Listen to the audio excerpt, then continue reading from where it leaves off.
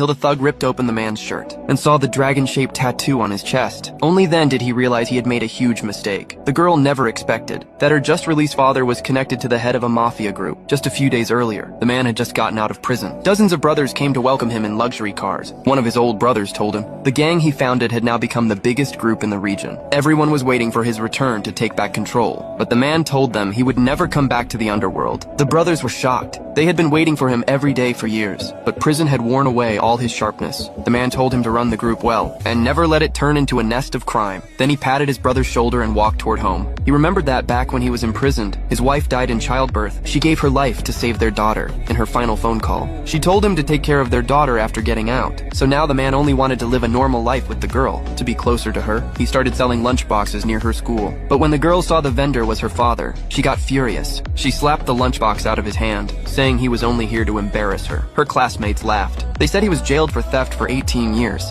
and he couldn't compare to a real mafia boss. But what they didn't know was, her father actually was the mafia boss. Suddenly, the cafeteria manager showed up with security guards, saying the man's stall was stealing the cafeteria's business. The man quickly said he'd pack up and never come again, but the manager wasn't planning to let him go. He ordered his men to smash the stall. The man tried to stop them, but was pinned to the ground by several guards. Seeing this, the girl couldn't hold back anymore. She shouted, "If he was a real man, then fight back now." The manager was stunned a girl dared talk like that. He told his men to stop and to grab the girl first. The man quickly got up to protect the girl. He told the manager he would pay for all damages and begged them not to touch her, seeing how much he cared. The manager said they'd treat him even worse, but during their scuffle, he saw the dragon tattoo on the man's chest. At that moment, he realized he had crossed the line, because years ago the group had announced no one was allowed to copy the boss's unique tattoo. The girl stood aside in disbelief, but the manager quickly convinced himself there was no way this loser could be the mafia boss. He must be gotten the tattoo to show off, to earn credit. He pulled out his phone and called his brother-in-law who worked in the group. But once his brother-in-law answered, he instantly got furious and told him to stay right there because he was coming over immediately. The manager still didn't get it. He arrogantly told the man he was dead today. Hearing this, the girl panicked. She begged the man to leave quickly because they couldn't afford to mess with that group. But the manager told her to shut up. The next second, he was kicked to the ground by the man. At that moment, the man had had enough. He knocked down the two guards, but the girl was grabbed by the manager. He used her to force the man to kneel. Seeing that the once arrogant man was now at his mercy, he smashed a wine bottle over the man's head. Even while being tortured, the man kept repeating not to hurt the girl. The manager became even more smug. He raised a stick to teach the girl a lesson. But just then, a fleet of luxury cars arrived and stopped in front of them.